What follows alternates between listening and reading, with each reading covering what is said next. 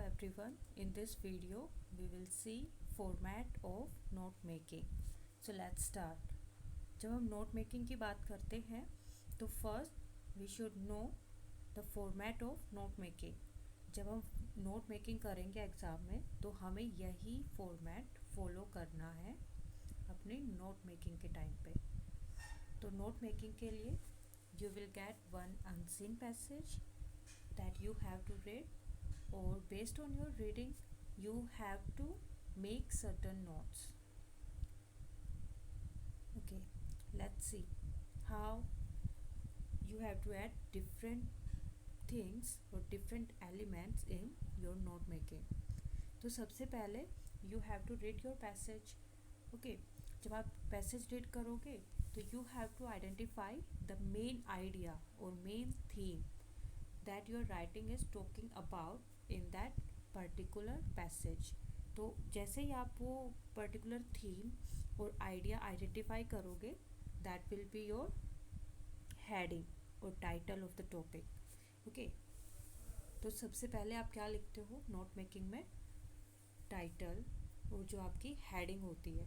जो आपकी हेडिंग होती है या तो आप बोल्ड लेटर में लिखते हो, मीन्स सारे कैपिटल लेटर होंगे, या फिर आप उसको क्या करोगे, उसको अंडरलाइन करोगे जो आपकी हेडिंग है.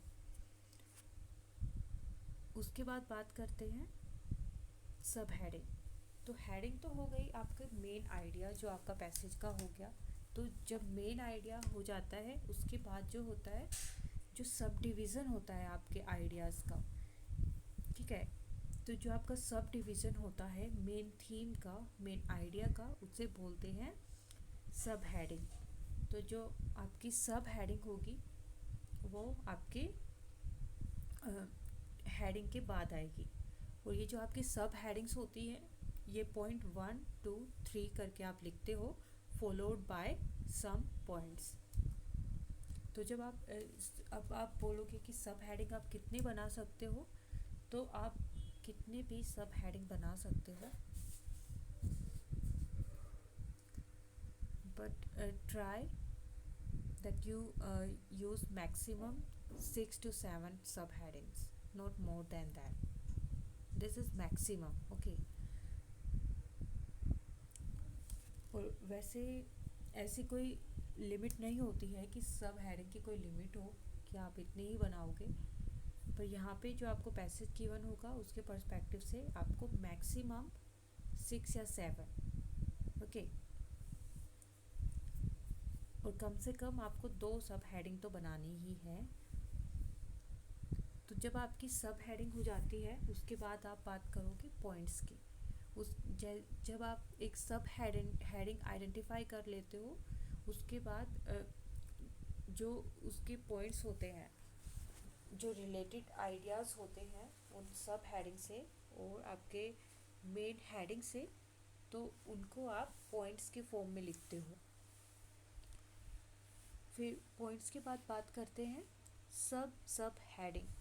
तो आप सब हेडिंग के अलावा सब हेडिंग भी यूज़ कर सकते हो.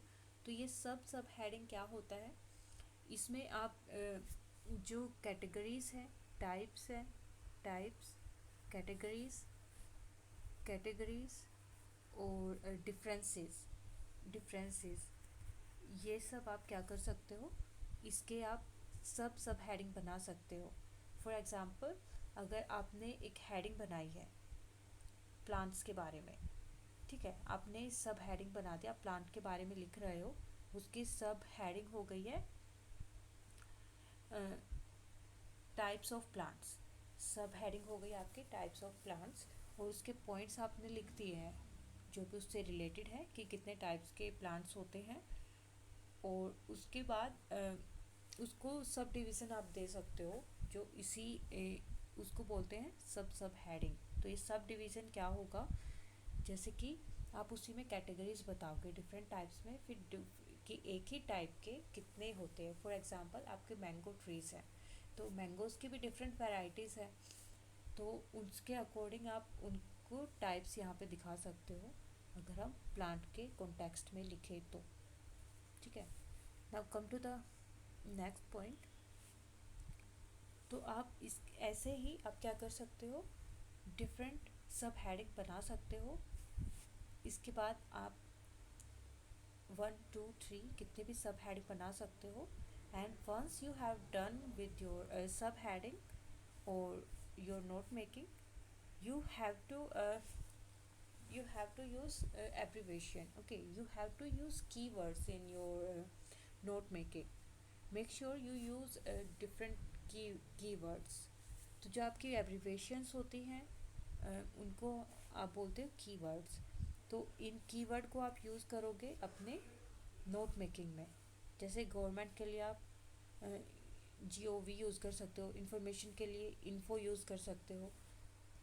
और जब आप जो ये आप कीवर्ड या एब्रीवेशन यूज़ कर रहे हो through out your note making, वो आपको बाद में लिखनी होती है 1 2 करके।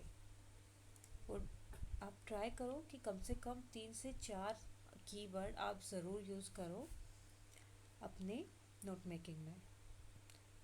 तो जब भी आप नोट मेकिंग करते हो तो you have to follow this format, ठीक है। तो एक तो हो गया जो main theme of your note making, that is main theme, जो आपका मेन टाइटल होगा, followed by subdivision of your idea, followed by important points about a subdivision of your ideas, and again subdivision. This is how you have to do your note making. Thank you.